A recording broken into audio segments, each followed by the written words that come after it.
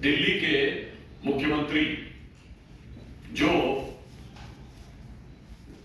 अभी तुरंत जेल से बाहर आए हैं, उन्होंने आकर हनुमान जी के मंदिर में जाकर पहले प्रार्थना की। वो भगवान श्री हनुमान जिनके हृदय में सदैव श्री राम रहते हैं, वहां से बाहर निकल के भी उनके वक्तव्य और पूरे प्रेस में एक बार श्री राम का नाम नहीं निकला। यानी ये वैसी ही भक्ति थी जैसे आप याद करिए राहुल गांधी भी हनुमानगढ़ी गए थे और श्री राम का नाम नहीं निकला था।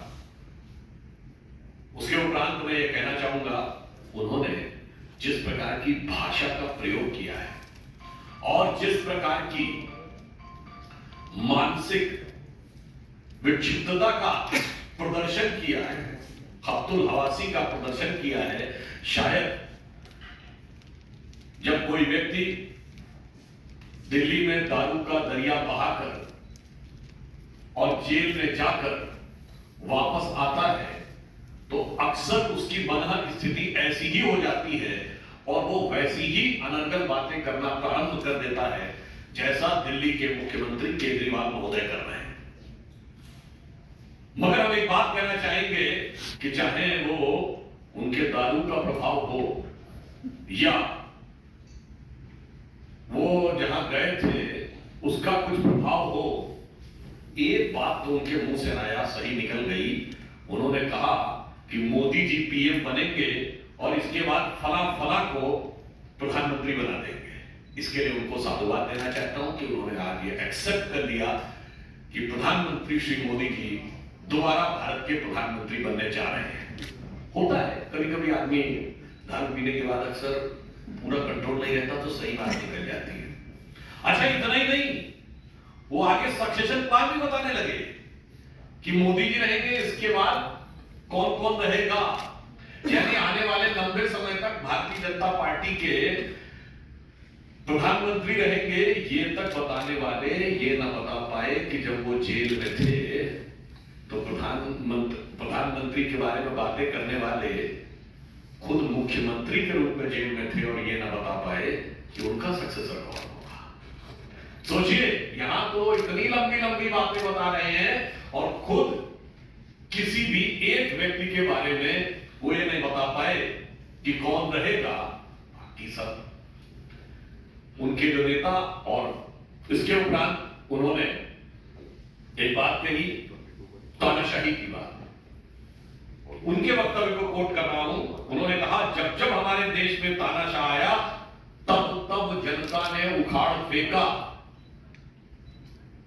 देखिए, फिर एक बात उनके मुंह से, अक्सर जैसे आदमी पी के आता है सच निकल जाती है, फिर ये सच था। मैं उनसे पूछना चाहता हूं वो कौन सा तानाशाह था जिसे उखाड़ फेंका गया।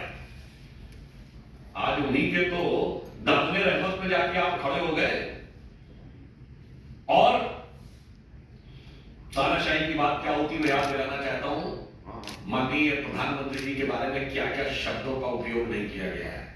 कब्र खुदेगी, मौत का प्रकार, बोटी बोटी काट डालेंगे और अनेक प्रकार के जाति सूचक अपशब्दों का प्रयोग किया गया। इसके बावजूद वो सभी नेता जलवायु जलान से घूमकर हम लोग को अभी तक अपशब्दों का प्रयोग कर रहे हैं। यहां तक कि मौत के प्रकार तक बता दिए गए, हिटलर की मौत तक बोल दी गई। केजरीवाल महोदय, तानाशाही ये होती थी कि मजरूर सुल्तानपुरी ने केवल एक आर्टिकल लिख दिया था नेहरू जी के खिलाफ कि आपकी कार्यशैली में हिटलर की झलक दिखती है तो आप हिटलर के चेले लगते हैं।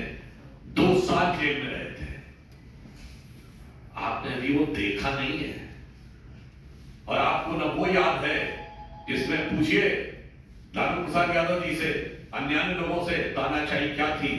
इसीलिए तानाशाही की बातें करने वाले केजरीवाल जी, आपके लिए कहना चाहूंगा, कबू अंदोज से लबरेज पैमाने नहीं देखे, अभी तो बस्तियां देखी हैं, वीराने नहीं देखे। जो आप भाषण दे रहे हैं, मैं आपसे पूछना चाहता हूं, आप बोलेंगे, सू बोले तो बोले, छलनी भी बोले जिसमें 100 छेद। कहां गए वो जब आपने आंदोलन शुरू किया था? कहां गए प्रशांत भूषण, कहां गए योगेंद्र यादव, कहां गए किरण बेदी, कहां गए कुमार विश्वास, कहां गए शाजिया इल्मी, कहां गए अश्विनी उपाध्याय, और तो और वो जो टोपी लगाते थे कि मुझे चाहिए जन लोकपाल, लोगों को नहीं याद हो तो आप अपनी पार्टी ने लोकपाल नियुक्त किया था। एडमिरल रामदास कहां गए? वो भी चले गए। और जब आप जेल में चले गए तो स्टार कैंपेनर की लिस्ट में नंबर 1 पे कौन आया? आपकी श्रीमती थी। न पार्टी का कोई पदाधिकारी, न पार्टी का कोई मंत्री, न पार्टी का कोई विधायक। तो मुझे लगता है, और इन सब लोगों ने केजरीवाल जी के तानाशाही रवैये के बारे में बाहर आके बताया। वो आशुतोष जी पत्रकार, कितनी लंबी फेहरिस्त है, इतनी लंबी फेहरिस्त है कि गिनाते गिनाते मुश्किल हो जाए।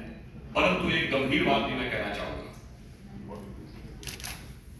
माननीय सुप्रीम कोर्ट से जिन शर्तों पे ये है, सोचिए, ऐसे व्यक्ति, बड़े बड़े अपराधियों से भी ये नहीं कहा जाता है कि लाइव लोकेशन शेयर करके रखिएगा।